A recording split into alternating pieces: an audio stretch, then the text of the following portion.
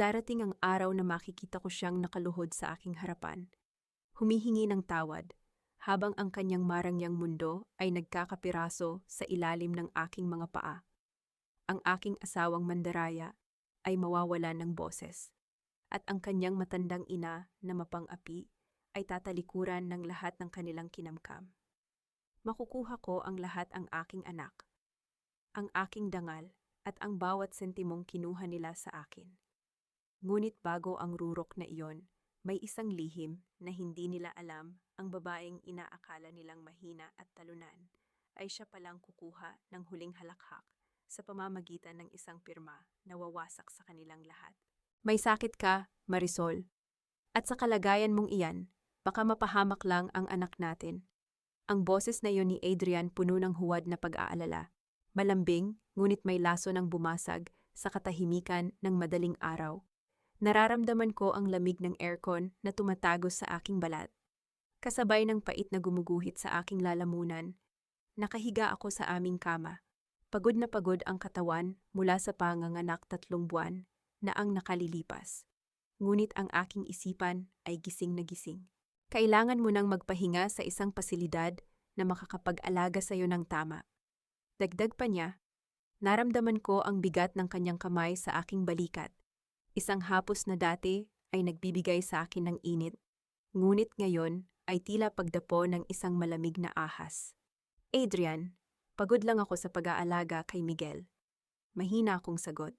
Pilit na pinapatatag ang aking boses. Hindi ko kailangan ng psychiatric ward. The doctor said you have postpartum depression. Marisol, severe case. Sabat ni Doña Teresa habang marahas na binubuksan ang pinto ng aming silid. Ang kanyang mga hakbang ay tila tunog ng isang martilyo sa aking pandinig. Tingnan mo ang sarili mo, hindi ka na nakakaayos. Pinapabayaan mo na ang anak mo. For the safety of the child, and for the sake of the Lorenzo name, kailangan mong umalis muna. Heto na naman ang laro nila. Ang pagpapaikot sa katotohanan hanggang sa maniwala. Ako ang may kasalanan. Ngunit 5 minuto bago sila pumasok, narinig ko ang kanilang bulungan sa pasilyo. Narinig ko ang tawanan ni Adrian at ng kanyang kabit na si Celeste sa kabilang linya ng telepono. Pinag-uusapan kung paano nila kukunin ang aking pirma sa trust fund ni Miguel kapag naideklara na akong mentally unfit ng doktor na binayaran nila. Ang sakit sa aking tahi ay tila naging apoy na nagbigay ng lakas sa aking kalamnan. Hindi ako iiyak. Ang bawat luha ay sayang sa enerhiya. Is that so? Tanong ko habang dahan-dahang bumabangon. Ang bawat galaw ko ay may kalkulasyon. Tiningnan ko si Adrian ng diretso sa kanyang mga mata, ang mga matang minahal ko. Pero ngayon ay puno na ng kasinungalingan.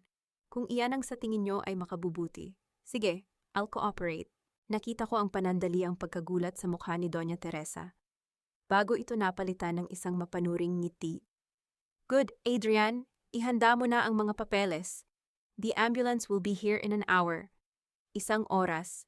Iyon na lamang ang natitirang oras ko bago nila ako tuluyang ikulong. Nang lumabas sila ng silid, hindi ako nag-aksaya ng segundo. Walang panginginig ang aking mga daliri habang binubuksan ko ang aking laptop na nakatago sa ilalim ng kama. Hindi nila alam na bago ako naging asawa ni Adrian, ako ang pinakamagaling na risk manager sa aking kumpanya. Marunong akong magbasa ng numero at mas marunong akong magbasa ng trader. Mabilis kong nakuha ang mga screenshot ng bank transfers ni Adrian mula sa aming joint account patungo sa isang dummy account sa pangalan ni Celeste. Isang pindot sa cellphone at naipadala ko na ang lahat ng ebidensya sa isang naka-encrypt na email address kay Liza, ang tanging taong inaakala kong mapagkakatiwalaan ko. At sa aking abogado, lumapit ako sa crib ni Miguel. Ang bango ng kanyang balat ay tila isang sumpa na kailangan kong panindigan. Wait for mommy, anak, bulong ko. Hinding-hindi ka nila makukuha sa akin. Kinuha ko ang aking wedding ring.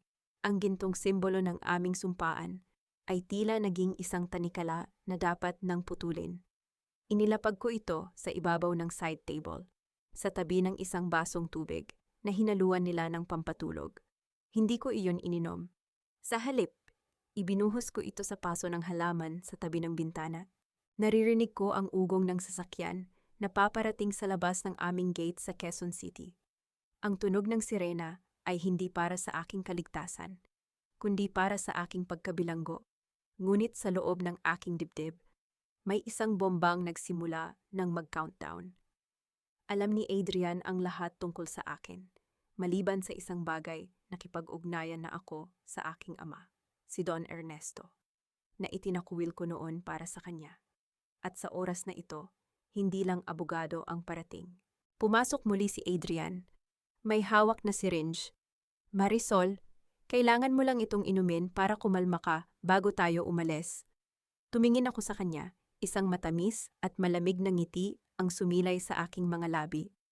Salamat, Adrian. You're always so caring.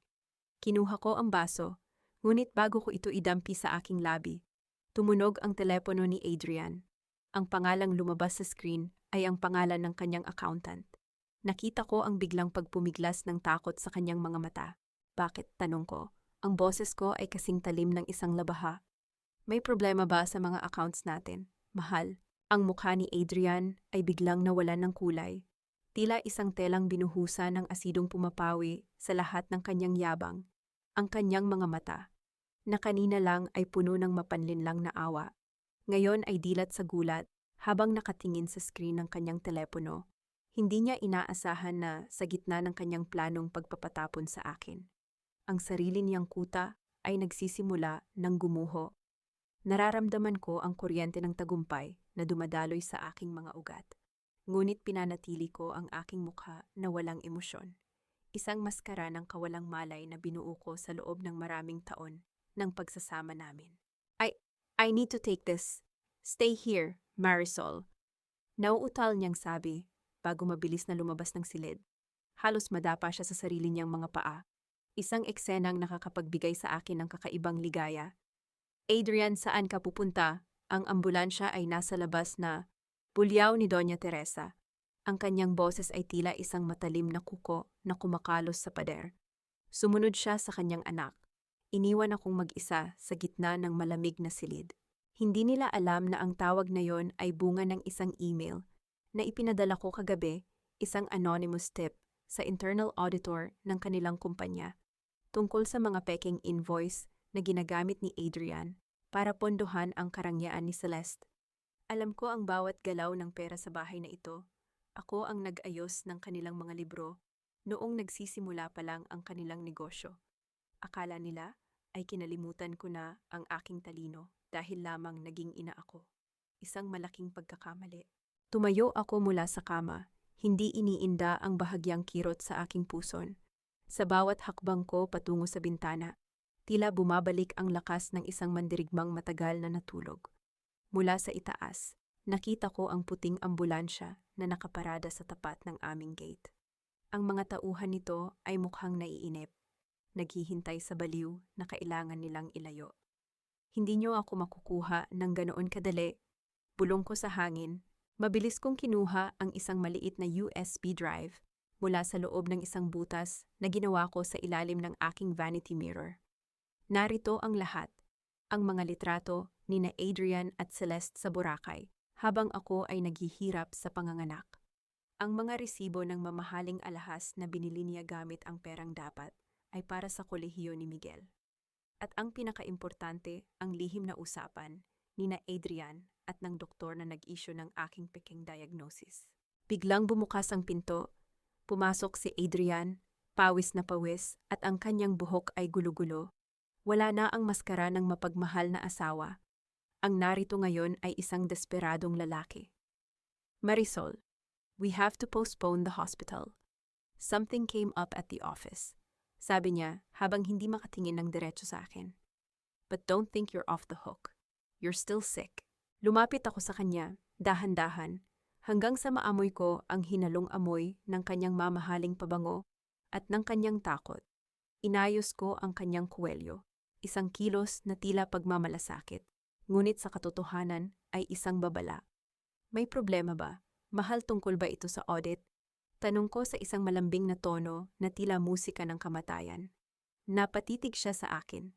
Ang kanyang mga balintataw ay kumunot sa pagdududa. Paano mo nalaman ang tungkol sa audit? Ngumiti ako, isang tipid na ngiti na hindi umaabot sa aking mga mata. Naririnig ko lang sa mga bulong ng hangin. Adrian, alam mo naman dito sa bahay, kahit ang mga pader ay may tenga, at ang mga pader ay tila hindi natutuwa sa ginagawa niyo sa akin. Huwag mo akong takutin, Marisol. You're just a housewife. Sigaw niya. Isang huling pagtatangka na ibalik ang kanyang kapangyarihan. Isang housewife na may hawak ng susi ng iyong kaligtasan. Sagot ko ng mahinahon. Kung gusto mong mawala ang problema sa audit, kailangan mong paalisin ang ambulansyang iyan. Ngayon din, at sabihin mo sa iyong ina na mula sa araw na ito, walang sino mang hahawak kay Miguel maliban sa akin. Sa ibaba, narinig ko ang malakas na pagsasara ng gate at ang pag-alis ng ambulansya. Alam ni Adrian na wala siyang laban sa sandaling ito, ngunit bago siya makasagot, isang malakas na sigaw mula sa baba ang umalingaw-ngaw sa buong mansyon. Si Doña Teresa yun, Adrian ang vault, nawawala ang mga dokumento sa vault. Tumingin si Adrian sa akin. Ang kanyang mukha ay puno ng pagkamuhi at takot. Alam niya na ang digmaan ay hindi na lamang tungkol sa aming kasal. Ito ay tungkol na sa kanilang kaligtasan. Ano ang ginawa mo, Marisol? Tanong niya. Ang boses ay nanginig sa galit. Nagsisimula pa lang ako, Adrian. Sagot ko habang dahan-dahang naglalakad patungo sa crib ni Miguel. At siguraduhin mong handa ka na sa susunod na kabanata. Dahil ang folder 404 na hinahanap mo. Hindi mo na yun makikita kailanman. Eksaktong sa sandaling iyon, tumunog ang aking personal na cellphone. Isang mensahe mula kay Liza, ang aking matalik na kaibigan. Ngunit ang nilalaman ng mensahe ay hindi ang inaasahan ko. Marisol, patawarin mo ako. Alam na ni Adrian ang tungkol sa plano mo sa audit. Pinagbantaan niya ang pamilya ko. Mag-ingat ka. Naramdaman ko ang malamig na saksak ng pagtataksil sa aking likuran. Si Lisa. Ang tanging taong pinagkatiwalaan ko ng aking mga ebidensya ay ibinenta na pala ako. Tumingin ako kay Adrian at doon ko nakita ang isang malupit na ngiti na dahan-dahang lumilitaw sa kanyang mga labi. Akala mo ba ikaw lang ang marunong maglaro? Marisol, bulong niya habang dahan-dahang isinasara ang pinto ng silid at nilok ito. Now, give me the USB or you'll never see Miguel again. Ang tunay na lason ay hindi dumarating mula sa kaaway, kundi mula sa kamay ng taong pinagkakatiwalaan mo. Ang bawat letra sa mensahe ni Liza ay tila isang patalim na dahan-dahang bumaon sa aking likuran. Si Liza, ang babaeng kasama ko sa lahat ng hirap, ang tanging nakakaalam kung gaano kasakit ang bawat sampal ni Doña Teresa at ang bawat gabing hindi pag-uwi ni Adrian, ay nagawa akong ibenta para sa pera o sa takot. Ngunit sa gitna ng hapdi ng pagtataksil, isang malamig na kaisipan ang namayani sa aking utak. Ang isang mahusay na risk manager ay hindi kailanman naglalagay ng lahat ng itlog sa isang basket. Bakit, Marisol, nagulat ka ba? Ang boses ni Adrian ay puno ng nakakasulasok na tagumpay habang dahan-dahan siyang lumalapit sa akin. Akala mo ba ay ganoon kadaling talunin ang mga Lorenzo si Liza ay matalino? Alam niya kung kanino dapat pumanig. Hindi ako kumibo. Nanatili akong nakatayo sa tabi ng crib ni Miguel. Ang aking katawan ay nagsisilbing kalasag para sa aking anak. Ang aking puso ay tumitibok ng mabilis. Ngunit ang aking mukha ay tila isang estatwang gawa sa marmol. The USB, Marisol. Ibigay mo sa akin.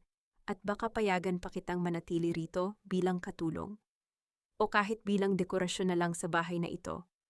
Pangungutya niya. Inabot niya ang kanyang kamay, tila naniningil ng utang. Ang utang na loob na sinasabi mo, Adrian, ay matagal ko nang nabayaran ng aking dangal at katahimikan. Sagot ko, ang boses ko ay kasing lamig ng tubig sa sementeryo. At tungkol kay Lisa, sabihin mo sa kanya, salamat. Dahil sa kanya, nalaman ko kung sino talaga ang dapat kong burahin sa buhay ko. Huwag ka nang magmatigas. Isang malakas na hampas sa mesa ang yumanig sa buong silid. Ngunit hindi man lang ako napikit. Nasa akin ang lahat ng alas. Ang doktor, ang korte. At ngayon, ang tanging testigo mo, you are nothing but a delusional, postpartum mother in the eyes of the law. Dahan-dahan akong ngumiti. Isang ngiting nagpatigil sa kanyang susunod na sasabihin. Ito ang ngiti ng isang taong wala ng takot dahil wala na siyang inaasahang kabutihan mula sa harap niya. Mali ka, Adrian. Ang ebidensyang ibinigay ko kay Lisa, iyon ang bait. Iyon ang mga dokumentong alam kong kaya mong manipulahin. Pagbubunyag ko, humakbang ako palapit sa kanya hanggang sa magtagpo ang aming mga hininga. Ang totoong folder 404.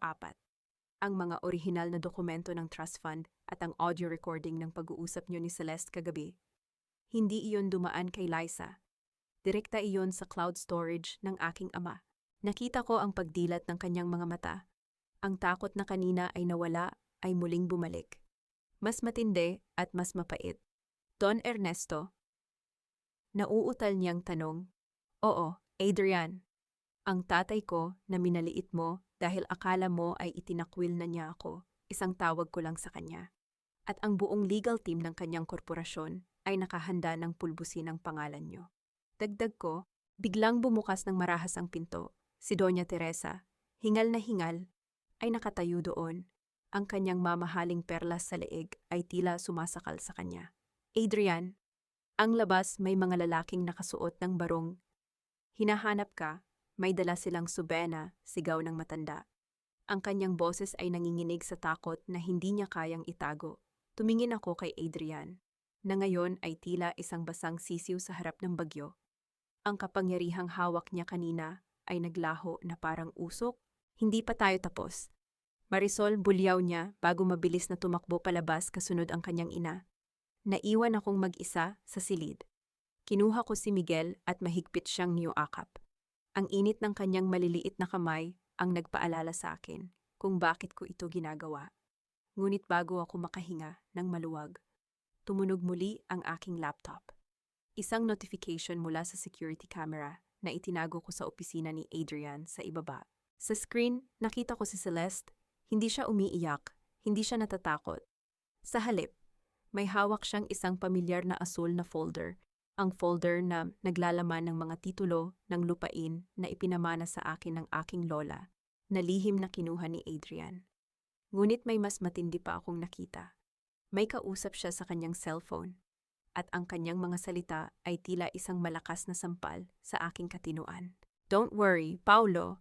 Hawak ko na ang mga titulo. Hayaan nating mag-away ang mag-asawa. Kapag nabilanggo si Adrian at nawala si Marisol, sa atin na ang lahat ng ari-arian ng mga Lorenzo. Just make sure the accident is ready. Napako ako sa aking kinatatayuan. Si Celeste, hindi lang siya kabit, kasabwat niya si Paulo, ang pinsan ni Adrian na akala ko ay tahimik at walang pakialam. At ang accident na binabanggit niya, biglang namatay ang lahat ng ilaw sa mansyon. Ang katahimikan ay napalitan ng isang mahinang tunog ng tumatagas na gas mula sa kusina sa ibaba. Ang kadiliman ay hindi naging hadlang, kundi isang pamilyar na kumot na bumalot sa aking pandama. Sa bawat segundo ng pag-agos ng amoy, ng gas sa hangin, mas lalong tumatalas ang aking isipan. Alam ko ang bawat sulok ng mansyong ito, ang mansyong binuo sa paghihirap ng aking mga ninuno, na ngayoy tila isang malaking kabaong na gustong tumapos sa akin. Ngunit hindi ako papayag na maging biktima sa sarili kong bakuran. Mabilis kong binuhat si Miguel mula sa kanyang crib. Ang kanyang mahimbing na pagtulog ay isang milagro sa gitna ng panganib. Gamit ang isang basang tela na itinakip ko sa kanyang ilong at bibig. Dahan-dahan akong lumabas ng silid. Ang bawat hakbang ko sa madilim na pasilyo ay may kalkulasyon. Iniiwasan ang bawat lumang sahig na maaaring lumikha ng tunog at magbigay alam sa mga mandaragit sa ibaba. Pagdating ko sa tuktok ng hagdanan, nakita ko ang isang liwanag ng kandila na nagmumula sa kusina. Doon, sa gitna ng panganib, nakaupo si Doña Teresa. Ang kanyang mukha, na binigyang diin ng anino ng apoy, ay tila isang maskara ng kamatayan. Sa kanyang harapan ay may isang bote ng gatas, isang bote na alam kong puno ng formula milk na mahigpit na ipinagbawal ng doktor para kay Miguel dahil sa kanyang matinding allergy. Marisol, alam kong nandyan ka. Ang kanyang boses ay malamig. Walang bakas ng takot sa tumatagas na gas. Halika rito, pakainin natin ang bata, Mukhang gutom na ang apo ko dahil sa kapabayaan mo. Dahan-dahan akong bumaba. Hindi dahil sa utos niya, kundi dahil kailangan kong patayin ang punong pinagmumula ng gas. Ang amoy ng gas. Mama, maaari tayong sumabog sa isang maling galaw. Direkta kong sabi habang mahigpit ang hawak kay Miguel.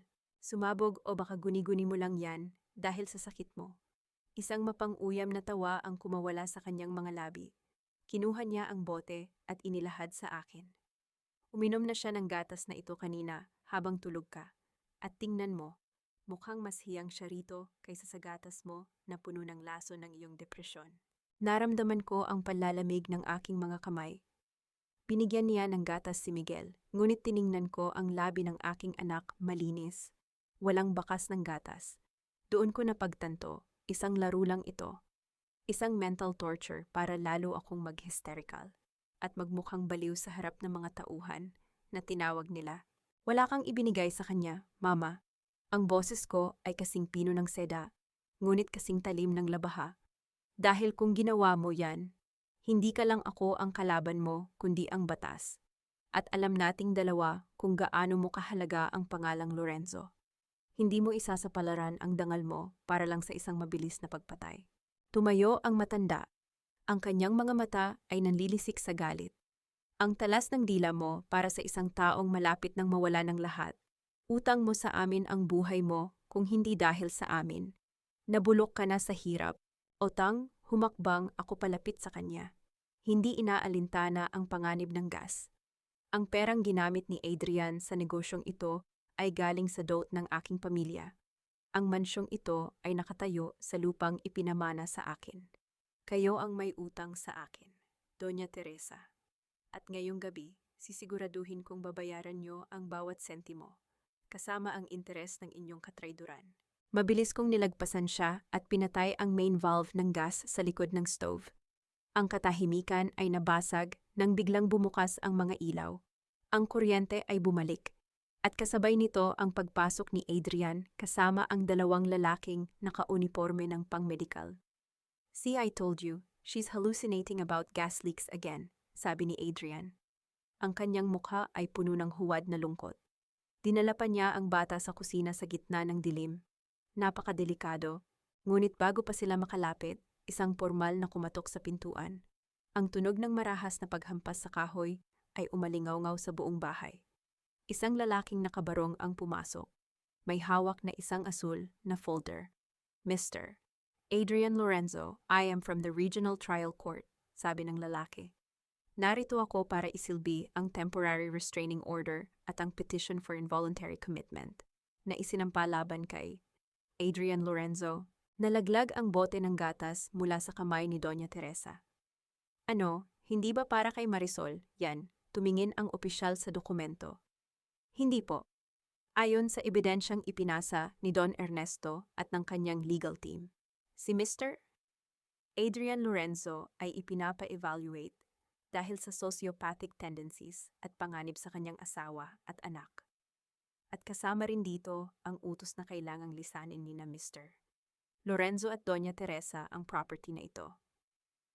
Ngayon din, tumingin ako kay Adrian na ngayon ay tila isang estatwa ng asin. Pagkatapos ay lumingon ako kay Doña Teresa, na nanginginig ang buong katawan. Ang gatas! Mama! Bulong ko habang dahan-dahang itinatapon ang bote sa basurahan. Sayang, mukhang kayo ang kailangang mag-adjust sa bagong tirahan nyo. Ngunit habang inilalabas si Adrian ng mga pulis, nakita ko si Celeste sa labas ng bintana. May hawak siyang isang maliit na remote control at may isang mapanganib na ngiti sa kanyang mga labi. Sa isang iglap, narinig ko ang isang mahinang pag-atiktik mula sa ilalim ng sahig ng kusina. Darating ang araw na ang pangalang Lorenzo ay magiging isang babala na lamang sa mga pahina ng kasaysayan. Isang paalala ng kasakiman na nilamon ng sarili nitong apoy. Habang ang aking asawa ay nagmamakaawa sa likod ng rehas at ang kanyang ina ay nagtitiis sa dilim ng kanilang nawalang dangal. Ako ay nakatayo sa tuktok ng aking tagumpay. Ngunit sa sandaling ito, ang tunay na lakas ay hindi nanggagaling sa aking galit, kundi sa kamay ng isang lalaking akala ko ay tinalikuran ko na habang buhay ang aking ama, na siyang magsisilbing huling pader, na hindi kailanman matitibag ng kanilang mga kasinungalingan. Bitawan mo ako, Marisol, pagsisisihan mo ito. Ang sigaw ni Adrian ay umalingaw-ngaw sa buong bakuran habang pilit siyang isinasakay ng mga awtoridad sa patrol car. Sa bawat pagatungal niya, tila isang mabigat na pasanin ang nababawas sa aking dibdib. Nakatayo ako sa beranda, yakap ang aking anak. Pinapanood ang pagguho ng tore ng kasinungalingan na itinayo nila sa loob ng maraming taon. Ngunit ang aking pansin ay mabilis na naagaw ng isang kakaibang tunog mula sa ilalim ng aking mga paa, isang mahina, regular, at mekanikal na pag-atik-tik na tila may buhay sa ilalim ng sahig ng kusina. Naalala ko ang mukha ni Celeste sa labas ng bintana, ang remote control, ang gas. Hindi ako nag-isip ng 2 beses. Lumabas kayo. Lahat kayo, lumabas. Sigaw ko sa mga natitirang tauhan sa loob ng bahay. Mabilis akong tumakbo palabas. Hindi lumingon. Hanggang sa marating ko ang malawak na damuhan sa tapat ng mansyon. 1 segundo, 2 segundo, isang maliit na pagsabog ang naganap sa loob ng kusina. Hindi sapat para gumuho ang bahay dahil naisara ko na ang main valve. Ngunit sapat para lumikha ng isang maliit na sunog na lalamon sa mga peking dokumentong iniwan ni Adrian sa ibabaw ng mesa. The evidence, bulong ni Doña Teresa habang nakaluhod sa damuhan. Pinapanood ang usok na lumalabas sa bintana. Ang mga titulo, ang mga bank records. Wala na, Mama, sabi ko habang naglalakad palapit sa kanya. Ang aking anino ay tila isang higante sa kanyang harapan. Kasabay ng pag-alis ng iyong anak, ang lahat ng katibayan ng inyong pagnanakaw ay abo na rin. Wala na kayong babalikan. Isang itim na sasakyan, isang mamahaling sedan na may plakang pamilyar sa aking kabataan. Ang dahan-dahang pumasok sa gate. Huminto ito sa aking harapan. Bumukas ang pinto at lumabas ang isang lalaking may uban na ang buhok. Ngunit ang tindig ay nananatiling matikas at kagalang-galang. Si Don Ernesto. Naramdaman ko ang panunuyo ng aking lalamunan. 10 taon. 10 taon kaming hindi nag-usap dahil pinili ko si Adrian kaysa sa kanyang payo. Marisol, ang kanyang boses ay malalim, puno ng awtoridad at isang bakas ng pangungulila. Dahan-dahan akong lumapit sa kanya. Sa gitna ng gulo, sa gitna ng sunog at ng mga sirena. Yumukod ako at kinuha ang kanyang kamay para magmano. Isang tradisyong kinalimutan ko sa piling ng mga Lorenzo. Papa, mahina kong sabi. Tumayo ka, anak, sabi niya habang inaalalayan ako. Tiningnan niya ang mansyong bahagyang umuusok. Pagkatapos ay tumingin siya kay Doña Teresa na tila tinitingnan ang isang maruming basahan. Nandito na ako. Walang sino man ang muling magtatangkang humipo sa iyo o sa aking apo. Sa loob ng kanyang pribadong sasakyan, habang papalayo kami sa impyernong iyon, ibinigay sa akin ni Papa ang isang tablet. Hindi lang audit ang hawak ko. Marisol, ang iyong kaibigang si Liza ay hindi ka talaga ipinagkanulo. Siya ay nagtatrabaho para sa akin simula pa noong nalaman naming nambababae si Adrian. Napatigil ako. So, ang mensahe niya kanina. Isang pain para palabasin ang tunay na kulay ni Adrian at para mapilitan siyang gumawa ng maling hakbang, paliwanag ni Papa. Ngunit may isang bagay kaming natuklasan na hindi namin inaasahan. Binuksan ko ang file sa tablet. Larawan iyon ng isang medical clinic at isang ultrasound result. Celeste is pregnant. Marisol. At ang mas malala, ginagamit niya ang sanggol na iyon para kumuha ng malaking pautang mula sa isang sindikato sa ilalim ng pangalan mo. Sabi ni Papa. Ang kanyang mga mata ay nagbabanta ng panganib. Naramdaman ko ang muling paghigpit ng aking hawak kay Miguel. Celeste. Ang babaeng akala ko ay kabit lang, ay isa palang propesyonal na manggagantso na handang gamitin pati ang sarili niyang dinadala para sirain ako. Anong plano natin, Papa? Tanong ko. Ang aking boses ay wala ng bakas ng pag-aalinlangan. Hayaan nating isipin ni Celeste na nagtagumpay siya. Hayaan nating isipin niya na ikaw ay nagtatago na. Sagot ni Don Ernesto. Dahil sa susunod na pagkikita niyo, hindi lang korte ang haharapin niya ang buong puwersa ng pamilyang kinalaban niya Ngunit bago pa matapos ang aming pag-uusap, isang tawag ang pumasok sa burner phone na ibinigay ni Papa sa akin. Isang boses na puno ng panginginig at takot. Si Lisa. Marisol, huwag kayong pupunta sa safe house.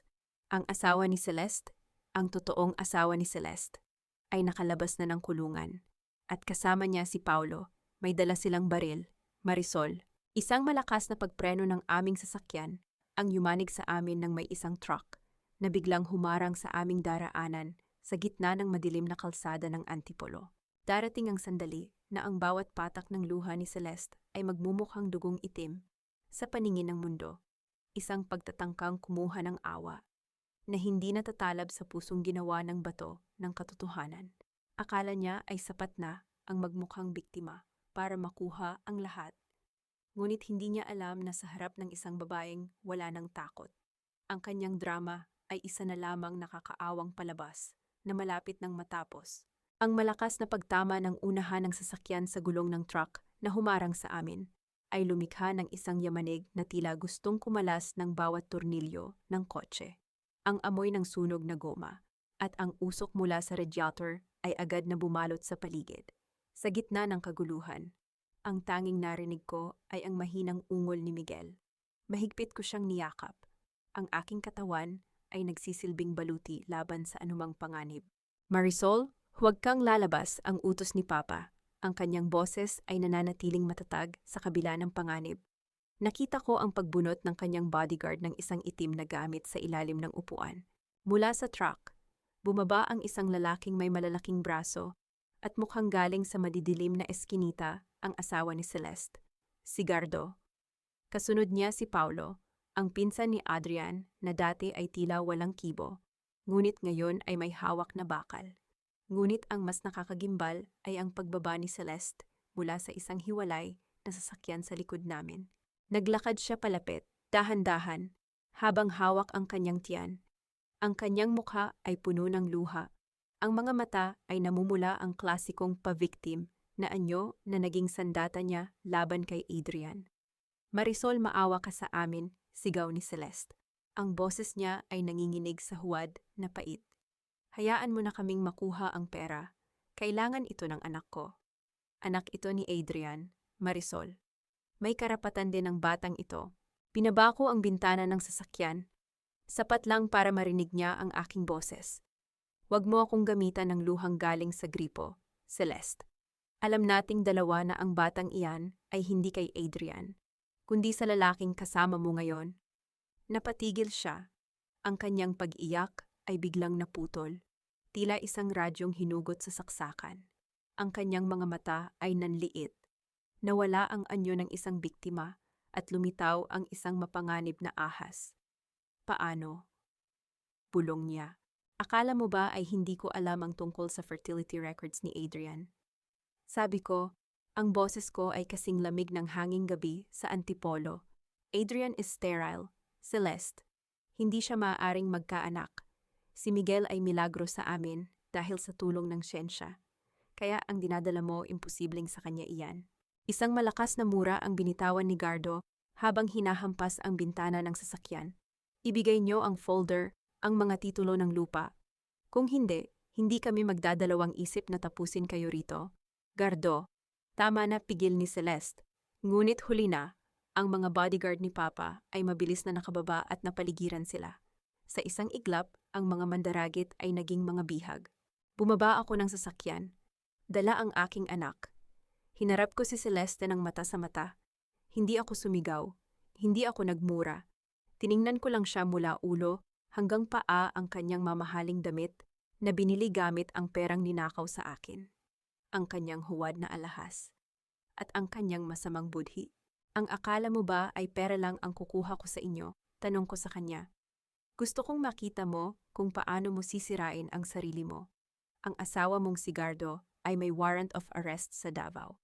At si Paulo, nakunan ko ng video ang pag-uusap niyo tungkol sa accident.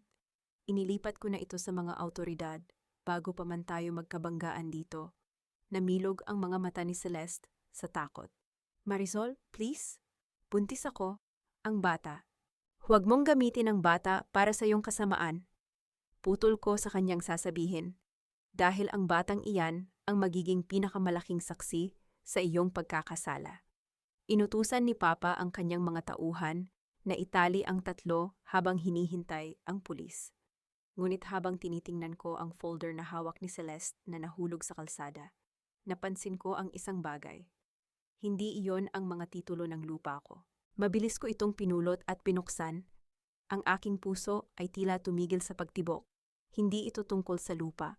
Ito ay isang kontrata ng life insurance sa pangalan ko, na ang benepisyaryo ay hindi si Adrian, hindi si Miguel, kundi si Doña Teresa at isang secret offshore account. At ang mas nakakatakot, ang petsa ng pag-epekto ng insurance na ito ay ngayong gabi. Isang malakas na putok ang umaling-awngaw mula sa madilim na bahagi ng kagubatan sa gilid ng kalsada. Isang bala ang tumama sa salamin ng sasakyan ni Papa. Nandito siya, bulong ni Papa habang hinihila ako pababa. Ang tunay na utak ng lahat ng ito. Mula sa anino, lumabas ang isang figura na hinding-hindi ko inaasahan. Hindi ito si Adrian, hindi ito si Celeste. Ito ay ang abogadong kinuha ko para ipagtanggol ako si Attorney Santos. At sa tabi niya, nakatayo ang isang matandang babaeng may hawak na tungkod. Ang mukha ay puno ng matinding poot, si Doña Teresa. Akala mo ba ay tapos na ang laro? Marisol, ang boses ng matanda, ay tila galing sa ilalim ng lupa. Ang insurance na yan ang magliligtas sa aming kumpanya. At ang kamatayan mo ang magiging pinakamalaking investment ko. Balang araw, ang lahat ng alahas na suot ni Doña Teresa ay magmumulang mga tanikalang hihila sa kanya pababa sa putika ng kahihiyan. Makikita ng buong Quezon City kung paano gumuho ang kuta ng mga Lorenzo sa ilalim ng bigat ng sarili nilang kasamaan. Ang bawat pagtataksil ni Attorney Santos ay babalik sa kanya bilang isang sumpa na sisira sa kanyang karera. Ngunit bago ang lahat ng iyon, may isang katotohanang kailangan nilang harapin. Ang insurance policy na inaakala nilang magliligtas sa kanila ay ang mismong dokumentong magpapakulong sa kanila habang buhay. Isang lihim ang nakatago sa likod ng aking pirma, isang bitag na ako mismo ang naglatag, bago pa man nila maisip ang pumatay. Isang bala lang, Marisol, at tapos na ang lahat ng sakit mo. Magiging bayani ka pa sa paningin ng publiko, isang inang namatay para sa kanyang anak. Ang boses ni Doña Teresa ay kasing talim ng isang kalawanging kutsilyo. Nakatayo siya doon sa gitna ng madilim na kalsada ng Antipolo. Ang kanyang tungkod ay nakabaon sa lupa habang si Attorney Santos ay may hawak na baril na nakatutok sa amin. Ang amoy ng pulbura mula sa naunang putok ay humahalo sa amoy ng basang lupa. Hindi ako natinag. Sa halip na manginig, mas lalo kong naramdaman ang lamig ng aking luhika. Attorney, I expected more from you. Isang prestigious law firm partner, pumapatol sa planong pagpatay para lang sa isang komisyon. Ang boses ko ay diretsyo, walang bakas ng takot. It's not just a commission, Marisol, it's survival. Ang pamilya Lorenzo ang nagbigay sa akin ng lahat, at sila rin ang kukuha ng lahat kung hindi ko ito gagawin. Sagot ni Santos. Ang kanyang kamay ay bahagyang nanginginig. Survival is seen all. Isang tipid na ngiti ang sumilay sa aking mga labi. You call this survival. You call this professional. You are just a lapdog of a woman who is already a living ghost. Shut up, sigaw mo hati. Sigaw ni Doña Teresa. Santos, tapusin mo na ito. Ibigay mo sa akin ang folder na hawak niya. Humakbang ako palapit. Hindi inaalintana ang dulo ng baril. Dahan-dahan kong itinaas ang asul na folder ang insurance policy. Ito ba ang hinahanap nyo? Ang policy na magbibigay sa inyo ng 50 milyong piso kapag nawala ako. Ibigay mo sa akin, utos ng matanda. Sige, kunin mo, sabi ko sabay hagis ng folder sa paanan nila. Pero bago nyo hilahin ang paitaas na gatilyo, baka gusto nyo munang basahin ang clause 12.4 sa huling pahina. Ang pahinang hindi nyo nakita dahil masyado kayong naging gahaman sa mga unang numero. Napatitig si Santos sa akin. Pagkatapos ay mabilis na pinulot ang folder. Gamit ang flashlight ng kanyang cellphone. Binasa niya ang nakasulat. Nakita ko ang dahan-dahang pagbagsak ng kanyang balikat at ang pagpumiglas ng takot sa kanyang mukha. What is it, Santos? Basahin mo, bulyaw ni Doña Teresa. The beneficiary? It was change, Madam. Nauutal na sabi ng abogado. Hindi na kayo ang nakalista.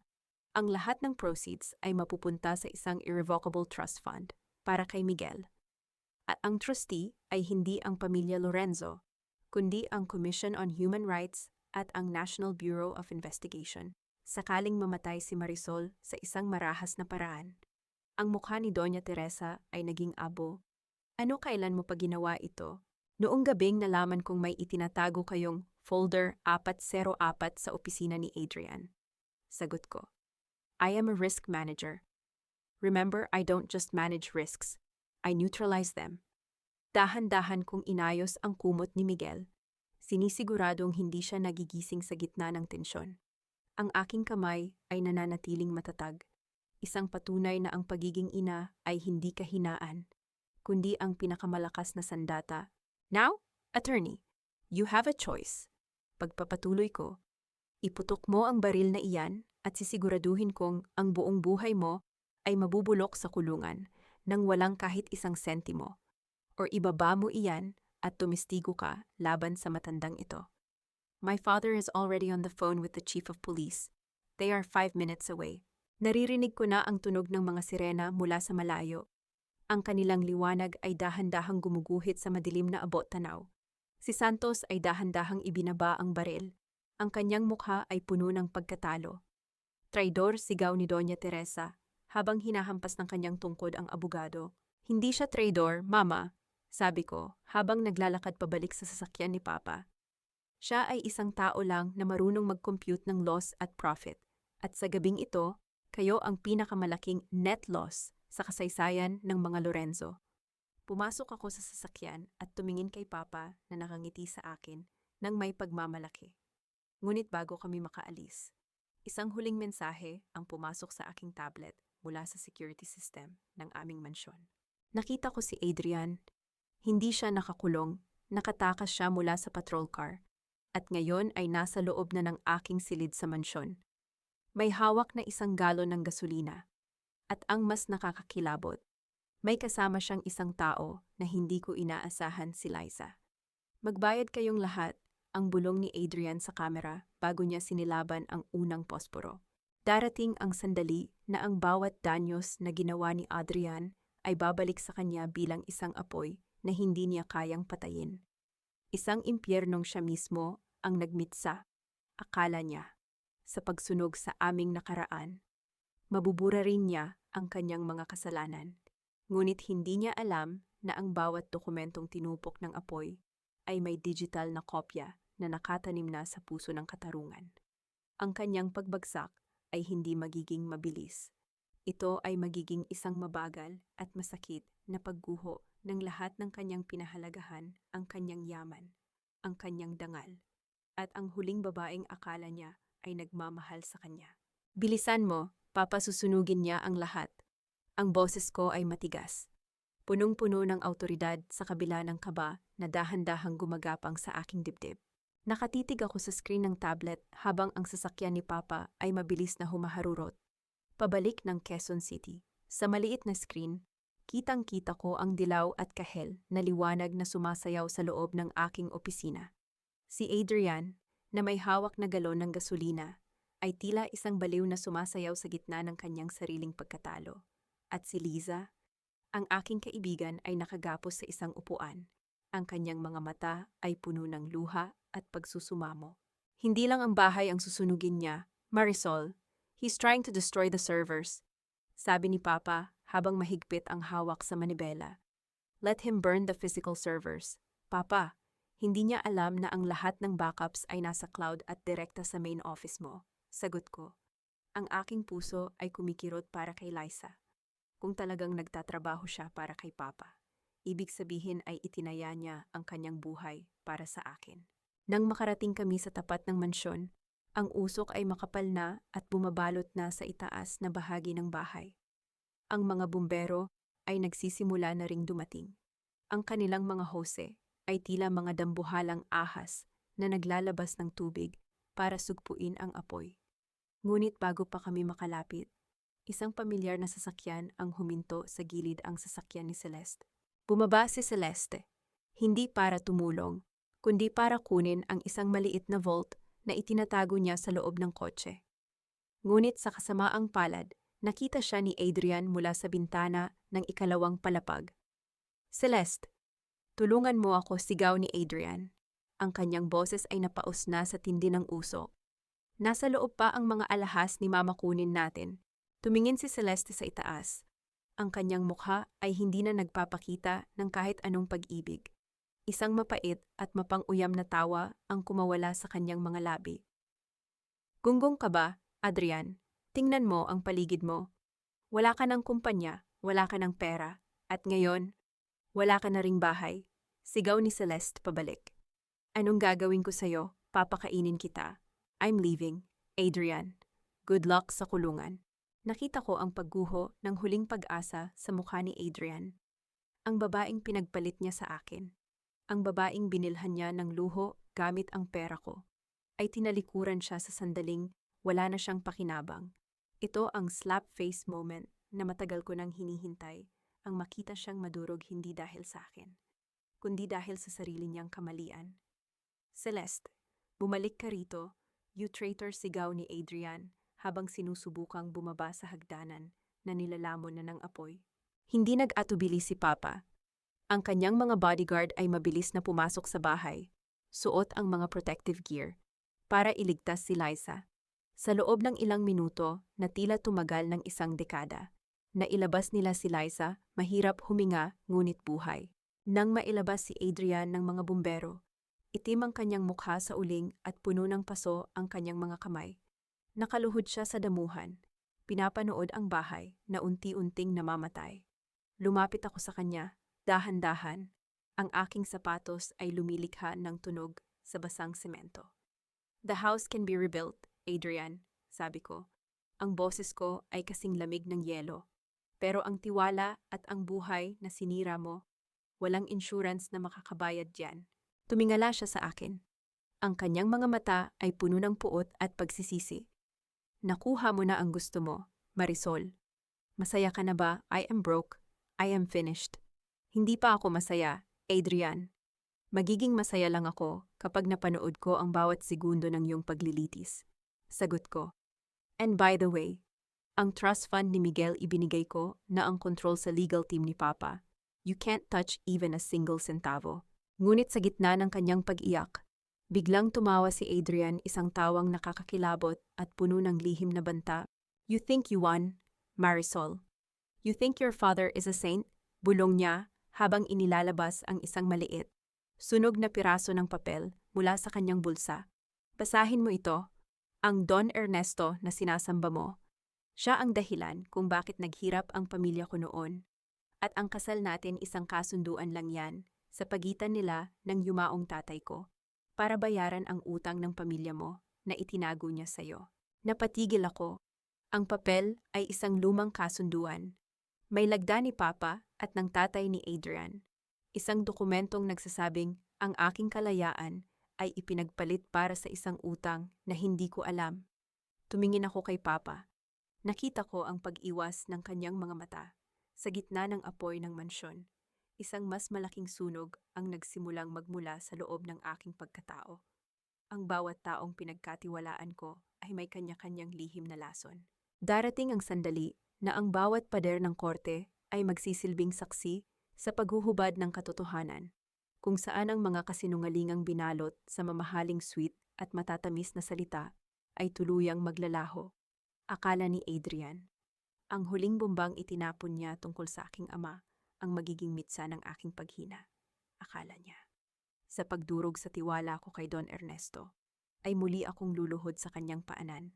Ngunit hindi niya alam na ang isang babaeng natuto nang tumayo sa gitna ng sariling apoy ay hindi na nangangailangan ng kahit anong haligi, maging ito man ay mula sa kanyang asawa o sa kanyang sariling dugo. Ang aking katarungan ay hindi na nakadepende sa kanino man. Ito ay nakaukit na sa aking sariling mga kamay. Nanginginig ang sunog na papel sa pagitan ng aking mga daliri, ngunit ang aking paningin ay nananatiling matalas kay Papa.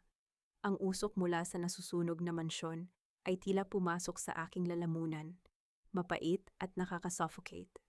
Ang Don Ernesto na kilala ng lahat bilang simbolo ng integridad ay nakatayo sa harap ko. Umiiwas ang tingin habang ang abo ng aking 10 taong sakripisyo ay nagliliparan sa aming paligid. Papa, tingnan mo ako. Ang boses ko ay mahinahon, ngunit may talim na mas matindi pa sa anumang hiyaw. Totoo ba ibinenta mo ba ang buhay ko para lang mabayaran ang utang ng kumpanya mo noon? Marisol, it was a complicated time. Ang simula ni Papa, ang kanyang boses ay tila isang sirang plaka. Ang pamilya Lorenzo ay may hawak ng mga shares na kailangan natin. I thought Adrian loved you. Akala ko, magiging maayos ang lahat. You thought, hindi mo lang naisip na ituring akong tao sa halip na isang asset. Isang mapait na tawa ang kumawala sa aking dibdib. 10 taon akong nagtiis sa pang-aapi ni Doña Teresa. 10 taon kong ibinigay ang lahat para sa isang lalaking ang tingin sa akin ay bayad utang. At ang lahat ng iyon ay dahil sa pirma mo. Marisol, please, let's settle this later. We have a hearing in 2 hours. Singit ni Liza, na ngayon ay inaalalayan na ng mga paramedics. Tiningnan ko si Adrian na dahan-dahang isinasakay sa ambulansya para sa kanyang mga paso. Kahit sa gitna ng kanyang sakit, may nakakalukong ngiti pa rin sa kanyang mga labi. Akala niya ay nakuha niya ako. Akala niya ay magkakasira kami ni Papa at may iwan akong mag-isa. Huwag kang mag-alala, Adrian, sabi ko habang naglalakad palapit sa kanya. Hindi pinapansin ang mga pulis na nakapaligid. Ang revelasyong ito, hindi nito babaguhin ang katotohanang isa kang kriminal. Kung naging bayad utang man ako noon, ngayong araw, ako na ang maniningil. Pagkalipas ng 2 oras, sa loob ng malamig na silid ng korte sa Quezon City, ang tensyon ay tila isang kwerdas na malapit ng maputol. Nakaupo ako sa tapat ni Adrian. Wala na ang kanyang uling sa mukha, ngunit ang kanyang mga kamay ay balot ng benda. Sa tabi niya ay si Doña Teresa, na kahit sa gitna ng kahihiyan, ay nagagawa pa ring magsuot ng kanyang tila korona ng kapalaluan. Your Honor, ang simula ng abogado ni Adrian isang bagong kinuha. Dahil si Santos ay nasa kustudiya na rin ng pulis. Ang aking kliyente ay biktima ng isang frame-up. Ang sunog sa mansyon ay gawa-gawa ng petitioner na si Marisol para makuha ang buong insurance money at ang kustudiya ng bata. Bukod dito, may mga dokumento kaming nagpapatunay na ang kasal na ito ay binuo sa isang fraudulent business contract na pinamunuan ni Don Ernesto. Ang bulungan sa loob ng korte ay tila mga bubuyog na nagkakagulo. Tumingin ako kay Papa na nasa likuran ko. Mukhang handa na siyang sumuko para protektahan ang kanyang pangalan. Ngunit tumayo ako bago pa man makapagsalita ang aking sariling legal team. Your Honor, may I speak? Tanong ko. Sa ilalim ng mesa, ang aking mga kamay ay mahigpit na nakakuyom. Ngunit ang aking mukha ay tila kalmado gaya ng dagat bago ang bagyo. Proceed, Mrs. Lorenzo, sagot ng judge. Kung ang kasunduan sa pagitan ng aking ama at ng pamilya Lorenzo ay ilegal. Kung gayon, ang kasal na ito ay dapat ideklarang void simula pa sa umpisa. Sabi ko, ang boses ko ay umalingaw-ngaw sa bawat sulok ng silid.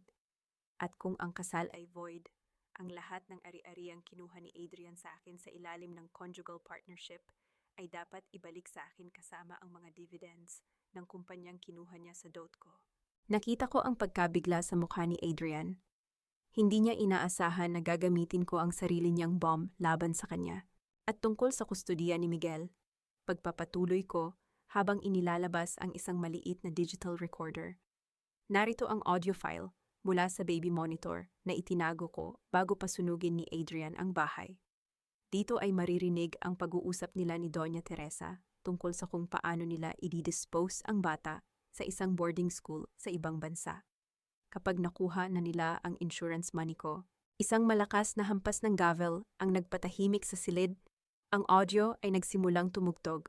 Ang boses ni Adrian ay malinaw malamig, walang puso. Pinag-uusapan ng sarili niyang anak na parang isang bagahe. He's not even my biological son, Mama.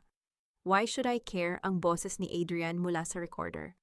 Kapag nakuha na natin ang pera ni Marisol, Itapon niyo na ang batang iyan kung saan niyo gusto. Ang katahimikan sa korte ay nakakabingi. Tumingin si Adrian kay Doña Teresa, at ang matanda ay napayuko sa kauna-unahang pagkakataon. The custody is temporarily granted to the mother. Ang desisyon ng judge. And a warrant for child abuse and arson is hereby issued against Mr. Adrian Lorenzo. Nang lumabas kami ng courtroom, hinarap ko si Papa. Salamat sa tulong mo, Papa. Pero mula sa araw na ito, ang kumpanya mo at ang buhay ko ay magkahiwalay na. Babayaran ko ang utang na sinasabi mo, sentimo por sentimo, para wala na akong utang na loob sa iyo. Marisol, hindi mo kailangang gawin ito, sabi ni Papa. May luha sa kanyang mga mata. Kailangan ko, Papa, para pagtingin ko sa salamin.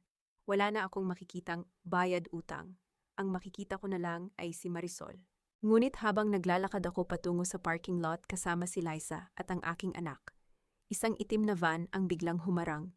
Bumukas ang pinto at lumabas si Celeste. Pero wala na ang kanyang tiyan. Ang kanyang damit ay puno ng dugo at ang kanyang mga mata ay tila sa isang baliw. Nakuha mo ang lahat. Marisol, sigaw niya habang may itinatagong isang bagay sa kanyang likuran. Ang anak ko. Nawala ang anak ko dahil sa inyo. Kung wala akong anak, wala ka ring anak. Isang matalas na kinang ng patalim ang lumitaw sa ilalim ng sikat ng araw. Darating ang sandali na ang bawat gintong nakapalupot sa leeg ni Doña Teresa ay magiging tila mga uod na kakain sa kanyang dangal. At ang bawat kasinungalingan ni Adrian ay magiging isang pader na kukulong sa kanya sa isang buhay na puno ng pagsisisi. Akala nila ay tapos na ang laro sa loob ng korte. Ngunit ang tunay na katarungan ay hindi lamang nasusulat sa mga papel ito, ay nararamdaman sa bawat hapdi ng pagtaksil na bumabalik sa nagmula rito. Ang huling desperadong kumpas ni Celeste ay hindi magiging wakas ko. Ito ang magiging huling pako sa kabaong ng kanilang kasakiman. Ang sikat ng araw sa parking lot ay tila naging isang matalas na balaraw nang kumitid ang distansya sa pagitan namin ni Celeste. Ang patalim sa kanyang kamay ay kumikinang. Isang simbolo ng kanyang tuluyang pagkabaliw. Nakita ko sa kanyang mga mata ang isang babaeng nilamon na ng sarili niyang mga binuong ilusyon. Wala na ang pabiktim na anyo. Ang narito ngayon ay isang halimaw na nilikha ng kasakiman ni Adrian at ng sarili niyang kawalan ng prinsipyo. Wala na ang anak ko. Wala na ang buhay ko. Ang bulyaw ni Celeste. Ang kanyang boses ay tila galing sa isang hungkag na kuwebang puno ng poot. Kung hindi ako magiging masaya, walang magiging masaya.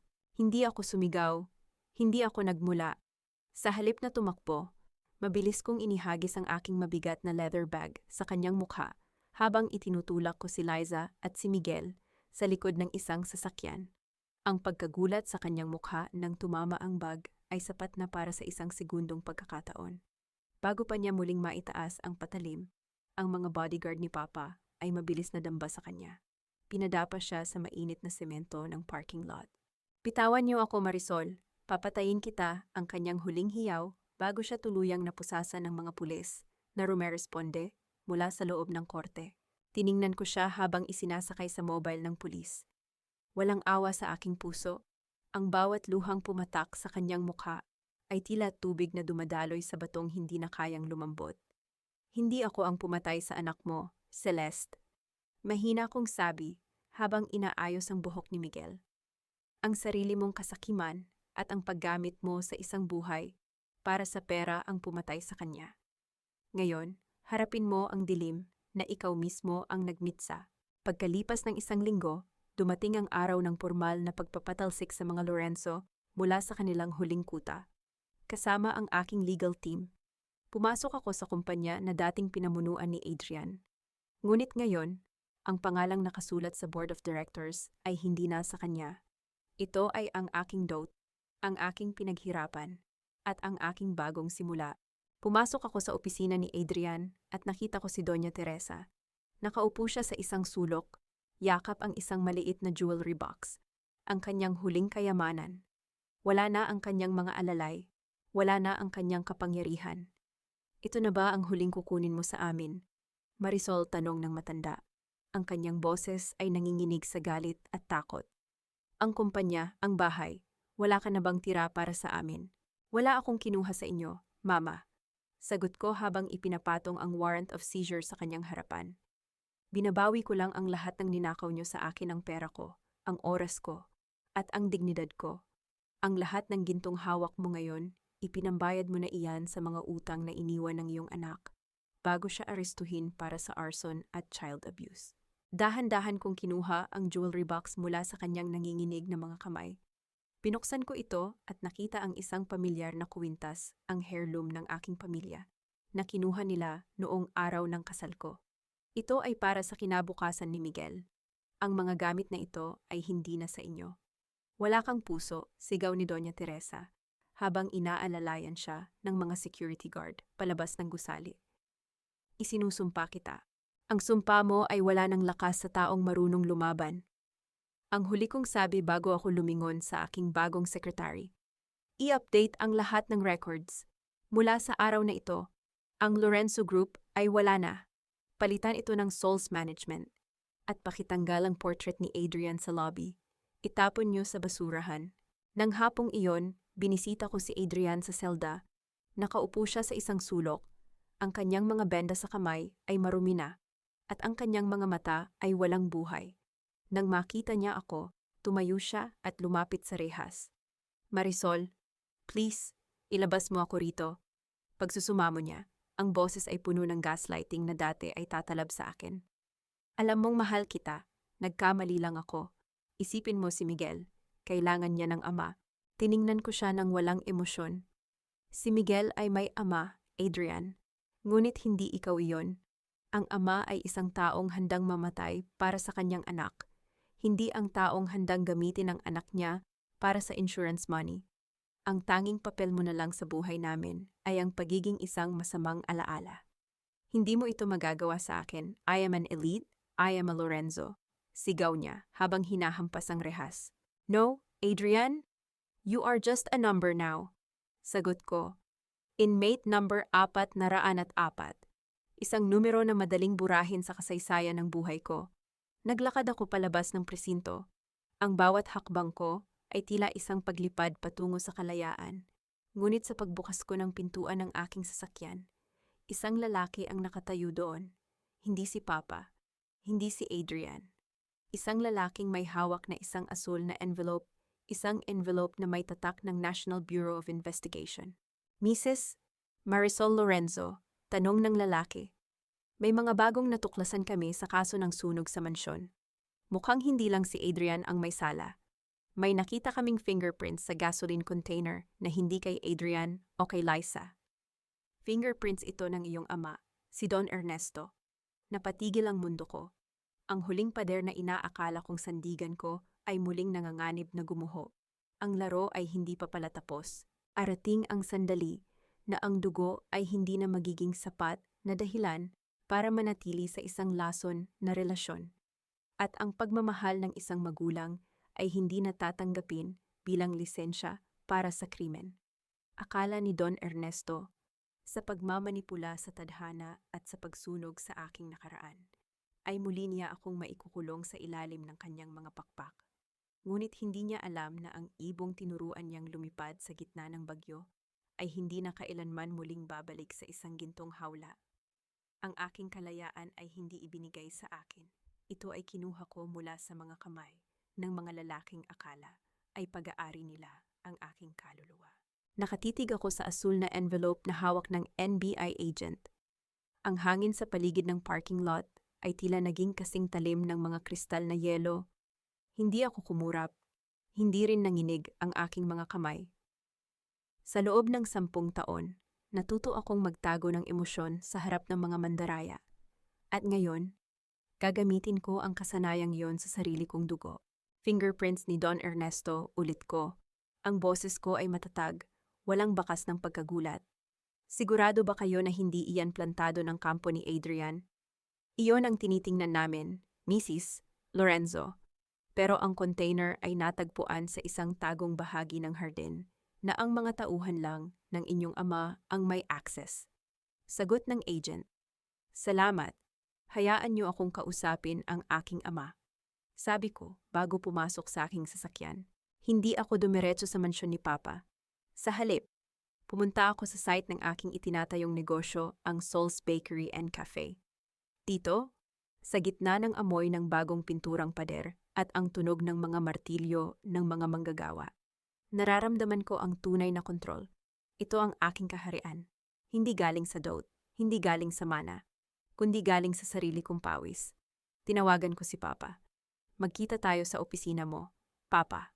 Ngayon din, pagdating ko sa kanyang dambuhalang opisina sa Makati, nakita ko si Don Ernesto na nakatingin sa labas ng bintana. Ang kanyang anino ay tila isang malaking pader na nagtatago ng maraming sikreto. Alam ko kung bakit ka nandito, Marisol. Ang panimula niya, hindi lumingon sa akin. Bakit, Papa? Bakit kailangang ikaw ang magmitsa ng apoy? Tanong ko. Handa na akong talunin si Adrian sa korte. Bakit kailangang gumawa ka ng krimen? Humarap siya sa akin at sa kauna-unahang pagkakataon. Nakita ko ang pagod sa kanyang mga mata, ang pagod ng isang taong sanay maglaro ng Diyos sa buhay ng iba. Dahil ang batas ay mabagal, Marisol, at ang mga Lorenzo ay tila mga linta na hindi titigil hanggat hindi kanila nauubos. Sinunog ko ang mansyong iyon para makuha ang atensyon ng publiko, para mapabilis ang pagbagsak ni Adrian, at para iligtas ka sa isang mahabang laban na maaaring kumitil sa buhay mo. Iyon ba talaga ang dahilan? O dahil gusto mo ring burahin ang mga ebidensya ng utang mo sa tatay ni Adrian na nandoon sa loob ng vault? Ang tanong ko ay tila isang kidlat na tumama sa gitna ng silid. Napatigil si Papa. Ang kanyang pananahimik ay ang pinakamalakas na pag-amin. I am a risk manager, Papa. I checked the cloud logs bago pa man masunog ang lahat. Pagpapatuloy ko habang inilalapag ang isang tablet sa kanyang mesa. Ang kasunduan niyo ng tatay ni Adrian tungkol sa pagbebenta sa akin ay nandoon. At nandoon din ang mga transaksyon mo na nagpapatunay na ginamit mo ang pondo ng kumpanya ko para isalba ang sarili mong negosyo noong nakaraang taon. Ginawa ko iyon para sa atin, Marisol, para sa legasya natin. Sigaw niya. Ang kanyang boses ay puno ng utang na loob na pilit niyang ipinapataw sa akin. Ang legasya na binuo sa pagtataksil ay hindi legasya, Papa. Ito ay isang kulungan. Sabi ko nang may malamig na pinalidad. Huwag kang mag-alala, hindi kita isusumbong sa NBI, hindi dahil sa mahal kita, kundi dahil ayaw kong madamay ang pangalan ni Miguel sa isa pang iskandalo. Pero mula sa araw na ito, ang Sol's management ay hindi na konektado sa kahit anong kumpanya mo. Marisol, hindi mo kayang mag-isa. Hamon niya. Panoorin mo ako. Sagot ko habang naglalakad palabas. At ang fingerprints mo, sisiguraduhin kong mawawala iyan sa database kapalit ng pagpirma mo sa dokumentong ito. Ang ganap na pagtalikod mo sa anumang karapatan sa buhay ko at ni Miguel. Makalipas ang 6 na buwan, ang Sol's Bakery ay naging pinakasikat na destinasyon sa Quezon City. Nakatayo ako sa harap ng salamin, suot ang isang simpleng puting bestido. Wala na ang mga mabibigat na alahas ng mga Lorenzo. Wala na ang anino ng aking ama. Ang tanging suot ko ay ang aking ngiti at ang pagmamahal ng aking anak na ngayon ay masiglang naglalaro sa hardin ng cafe. Bumisita si Liza na ngayon ay manager na ng aking main branch. Marisol, may sulat na dumating. Galing sa New Bilibid Prison. Binuksan ko ang sulat, galing kay Adrian. Ngunit hindi ito pagsusumamo. Isa itong babala na nakasulat sa isang gusot na papel.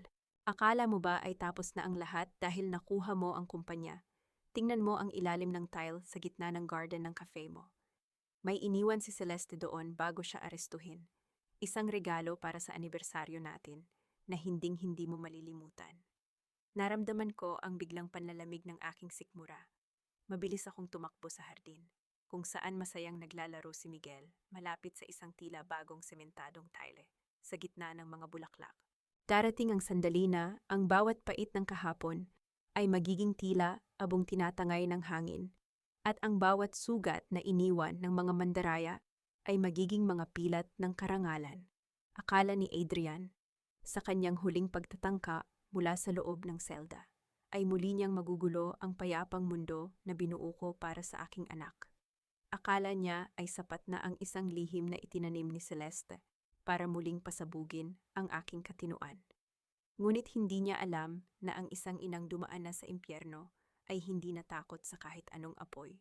Ang katarungan ay hindi lamang ang pagpapakulong sa kaaway. Ito ay ang kakayahang putulin ang huling tali na nag-uugnay sa iyo sa kanilang kasamaan. Miguel, halika rito, anak dali. Ang boses ko ay matatag, ngunit may kaunting panginginig na tanging ako lamang ang nakakaalam. Mabilis kong binuhat si Miguel palayo sa gitna ng hardin. Ang kanyang tawa ay naputol, napalitan ng pagtataka sa kanyang maliliit na mata. Hindi ako nag-atubili.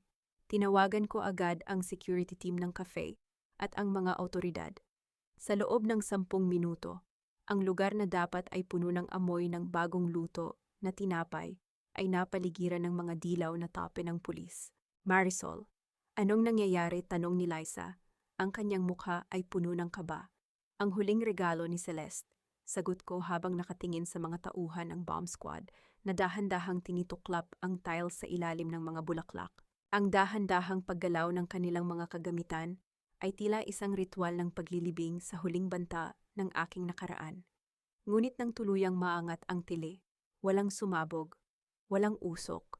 Sa halip, isang maliit na metal na kahon ang tumambad sa amin. Sa loob nito ay hindi bomba, kundi isang digital na recorder at isang tumpok ng mga orihinal na dokumento na may tatak ng pamilya Lorenzo at ng kumpanya ni Papa. Kinuha ng mga pulis ang recorder at pinatugtog ito sa harap ko at ni Liza. Ang boses na lumabas ay hindi kay Adrian. Ito ay boses ni Celeste. Naitala bago siya tuluyang arestuhin. Marisol, kung naririnig mo ito, ibig sabihin ay nahanap mo na ang huling insurance ko. Ang boses ni Celeste ay puno ng pagmamalaki at pait. Akala mo ba ay si Adrian lang ang traidor? Ang tatay mo, si Don Ernesto, ay hindi lang nagsunog ng mansyon. Siya ang utak sa likod ng accident ng lola mo para mapabilis ang paglipat ng mga titulo sa pangalan mo titulo na alam niyang kukunin din niya sa iyo balang araw. He didn't save you, Marisol. He just cleared the path for himself. Naramdaman ko ang panlalamig ng aking buong pagkatao. Ang bawat salita ay tila isang malakas na sampal na nagpagising sa huling bahagi ng aking pagkatao na nagnanais pang maniwala sa kabutihan ng pamilya. Tumingin ako sa mga dokumento, mga pirmadong kasunduan sa pagitan ni Don Ernesto at ng isang fixer para ayusin ang aksidente ng aking lola. 10 taon na ang nakalilipas. Ito na ang huling alas nila. Bulong ko, tumingin sa akin ang NBI agent. Mrs. Lorenzo, ang mga ebidensyang ito ay sapat na para arestuhin ang iyong ama. Gusto mo bang ituloy ang kaso? Lumingon ako kay Miguel na ngayon ay masayang kumakain ng cupcake sa loob ng cafe, malayo sa usapan ng mga matatanda. Sa sandaling iyon, ang lahat ng galit at pagnanais para sa higanti ay naglaho. Hindi dahil pinatawad ko sila, kundi dahil pagod na ako. Pagod na akong maging biktima, at pagod na rin akong maging maniningil. Gawin niyo ang dapat gawin ayon sa batas. Ang desisyon ko ay mabilis at walang pag-aalinlangan. Ibigay ang mga ebidensyang iyan sa korte. Hindi ko na kailangang maging bahagi nito. Ang katarungan para sa aking lola ay hindi na dapat magmula sa kamay ko, kundi sa kamay ng katotohanan. Pagkalipas ng ilang buwan, ang balita tungkol sa pag-aresto kay Don Ernesto ay naging mitsa ng malaking iskandalo sa lipunan. Ang pamilya Lorenzo ay tuluyan ng nabura sa listahan ng mga makapangyarihan. Si Adrian ay nasentensyahan ng habambuhay na pagkabilanggo. At si Doña Teresa ay natagpuang naninirahan sa isang maliit na paupahan, malayo sa karangyaan na kanyang ipinagmalaki. Isang hapon, habang ang huling sikat ng araw ay tumatama sa signboard ng Soul's Bakery and Cafe, lumabas ako sa beranda. Wala na ang kaba, wala na ang bigat sa aking dibdib. Ang bawat pirasong kinuha nila sa akin ang aking dangal, ang aking yaman, at ang aking katahimikan ay nabawi ko na. Hindi sa pamamagitan ng karahasan, kundi sa pamamagitan ng pagtayo sa sarili kong mga paa. Lumapit sa akin si Miguel at niyakap ang aking binti. Mommy, look, the sun is so bright. Binuhat ko siya at hinalikan sa noo. Yes, anak. It's a beautiful day for a new beginning.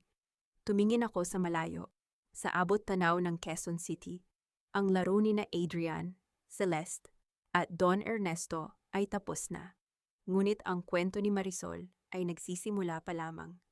Isang kwento na hindi na isinulat sa dugo o utang na loob, kundi sa pag-asa at tunay na kalayaan.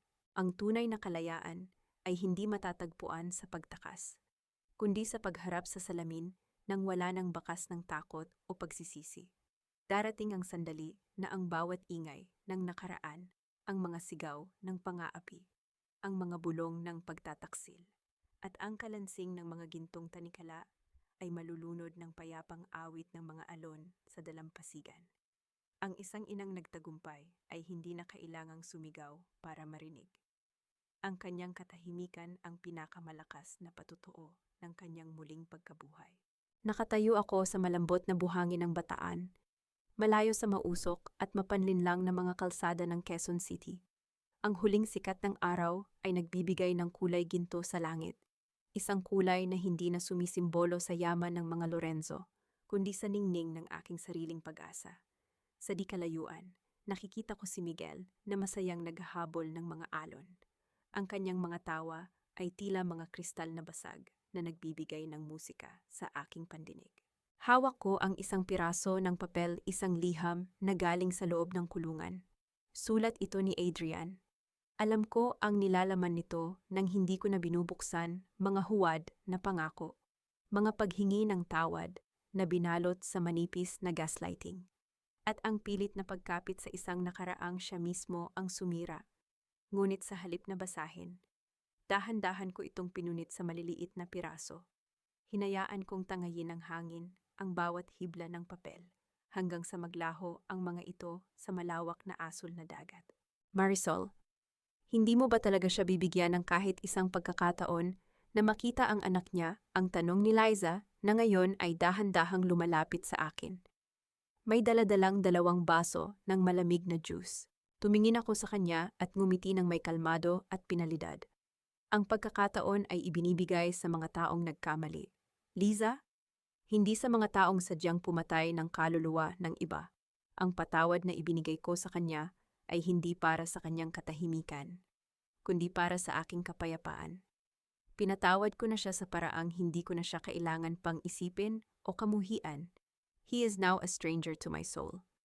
At ang iyong ama, muling tanong ni Liza. Huminga ako ng malalim, nilalasap ang amoy ng dagat. Si Papa ay biktima ng sarili niyang ambisyon. Binibisita ko siya dahil dugo pa rin niya ang nananalaytay sa akin. Ngunit ang utang na loob na pilit niyang ipinabayad sa akin ay tapos na. Binayaran ko iyon ng 10 taon ng aking buhay. Ngayon, ang bawat araw na darating ay pag-aari ko na. Naramdaman ko ang pagyakap ng kapayapaan sa aking buong pagkatao. Sa loob ng mahabang panahon, akala ko ang pagiging mabuting asawa at mabuting anak ay nangangahulugan ng pagtitiis at sakripisyo hanggang sa maubos ako. Ngunit natutunan ko na ang pinakaimportanteng tungkulin ng isang babae ay ang irespeto at mahalin ang kanyang sarili. Kung hindi ko pinahalagahan ang sarili kong boses, wala akong magiging lakas para protektahan ang aking anak. Ang aking negosyo ay patuloy na lumalago, hindi dahil sa pangalan ng mga Lorenzo o sa koneksyon ni Don Ernesto, kundi dahil sa kalidad ng aking gawa at sa katapatan ng aking puso. Ang Soul's Bakery ay hindi lang isang kafe. Ito ay isang simbolo para sa lahat ng mga kababaihan na nakaranas na madurog, na maaari silang bumangon, maging mas matatag, at maging mas rutilante kaysa noon. Lumapit sa akin si Miguel at kumapit sa aking kamay. Ang kanyang maliliit na daliri ay puno ng buhangin. Mommy, are we staying here forever? Yumukod ako at hinalikan siya sa noo. Mananatili tayo kung saan tayo malaya. Miguel, kung saan walang sino mang pwedeng magsabi sa atin kung sino tayo o kung ano ang halaga natin.